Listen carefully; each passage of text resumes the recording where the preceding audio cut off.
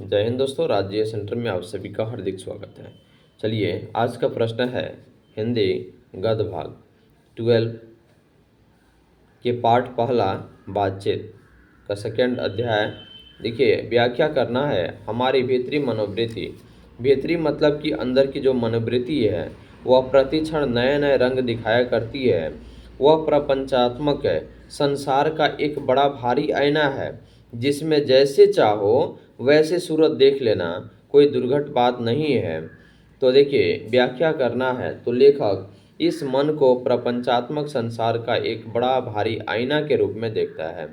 यानी कि हमारी भीतरी मनोवृत्ति जो है, मन की अंदर की जो एक भावना है या भीतरी जो सोच है, उसको लेखक महोदय ने एक बहुत भारी या बहुत बड़ा आईना के रूप में देखते हैं, जिसमें जैसी चाहो वैसी सूरत देख लेना असंभव बात नहीं है। यानी कि जिसमें जो चाहो वैसी सूरत देखना असंभव बात नहीं है। अतः मनुष्य को चाहिए कि मन की चित्त को एकाग्र मतलब कि एक शांत भावना के हिसाब से उसको करके एक निश्चित मार्ग में ध्यान रखते हुए एकाग्र कर मनोवृत्ति स्थिर कर अपने आप से बातचीत करना चाहिए। यानी कि इस प्रस्तुत पंक्ति में यह बताया गया है लेखक के द्वारा, और यह प्रपंचात्मक संसार का एक बड़ा भारी आईना के रूप में इसको देखा गया है, जिसमें जैसी चाहो वैसी सूरत देख लेना असंभव बात नहीं है। अतः मनुष्य को चाहिए कि मन की चित्त को यानी कि अपने मन की भावनाओं को एकाग्र करके मनोवृत्ति स्थिर कर अपने आप से बातचीत करना चाहिए। अगला प्रश्न है, सच है जब तक मनुष्य बोलता नहीं तब तक उसका गुण दोष प्रकट नहीं होता। यह सच है, जब तक मनुष्य बोलता नहीं तब तक उसके गुण दोष प्रकट नहीं होता। सप्रसंग व्याख्या। यह पंक्ति बालकृष्ण भट्ट द्वारा रचित शीर्षक या निबंध बातचीत से ली गई है, जिसमें बोलने से ही मनुष्य के रूप का साक्षात्कार होता है, बोलने से ही मनुष्य के गुण दोष प्रकट होते हैं। तो यह बोलने से ही मनुष्य का साक्षात्कार होता है और उसके स्वयं की पहचान बनती है, और चुप रहने से उसकी पहचान बाहर नहीं आती है। तो लेखक द्वारा रचित शीर्षक सच है, जब तक मनुष्य बोलता नहीं तब तक उसका गुण दोष प्रकट नहीं होता। यह बालकृष्ण भट्ट द्वारा रचित शीर्षक निबंध बातचीत से ली गई है, और इसमें स्पष्ट ये कर दिया गया है कि अगर कोई भी व्यक्ति अगर किसी के सामने बोलता नहीं है तब तक उसके गुण दोष प्रकट नहीं होते, या उसकी अवगुण प्रकट नहीं होते, या उसकी अंदर की भावनाएं प्रसिद्ध पहचान नहीं हो पाती। प्रश्न है, इस निबंध की क्या विशेषताएं हैं? तो बालकृष्ण भट्ट द्वारा रचित शीर्षक है, और इसमें बालकृष्ण भट्ट बातचीत निबंध के माध्यम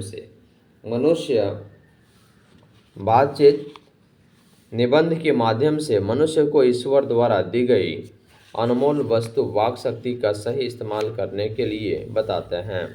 बालकृष्ण भट्ट शीर्षक बातचीत निबंध के माध्यम से लेखक महोदय यह बताना चाहते हैं कि वाक शक्ति का सही इस्तेमाल करने के लिए बताते हैं। वे बताते हैं कि यदि वाक शक्ति मनुष्य में नहीं होती, यानी कि बोलने की शक्ति मनुष्य में न होती, तो हम नहीं जानते कि इस गूंगी सृष्टि का क्या होता। सब लोग लुंज पुंज अवस्था में कोने में बैठा दिए गए होते। यानी कि जिसके पास बोलने की शक्ति नहीं है या जो व्यक्ति गूंगे हैं, वे कहीं भी उनको बैठा देने के मतलब हुआ कि उनको पशु के समान समझना।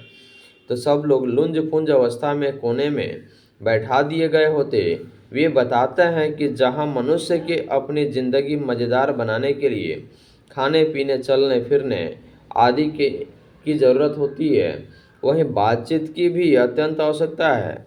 मनुष्य के अंदर जो कुछ मवाद या धुआं रहता है, यानी कि जो गुण दोष रहता है, वह बातचीत के माध्यम से ही भाप बनकर बाहर निकलना पड़ता है या बाहर निकल पड़ता है। इससे मन क्या होता है, हल्का होता है और स्वच्छ होकर परम आनंद में मग्न हो जाता है।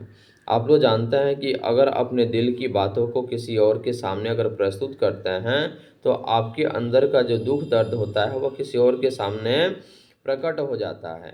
अगर किसी व्यक्ति या कोई व्यक्ति दुख में अगर व्यस्त है, दुख से व्याकुल है, वो अपनी बातों को किसी के सामने अगर कहता है, प्रस्तुत करता है, तो उसके दिल की जो बातें होती है वह खुल करके बोलता है, जिसकी वजह से उसके अंदर का जो मवाद या धुआं जो होता है, वह मवाद जो होता है यानी कि जो पीड़ा जो होता है, वह बातचीत के माध्यम से भाप बन करके बाहर निकल जाता है।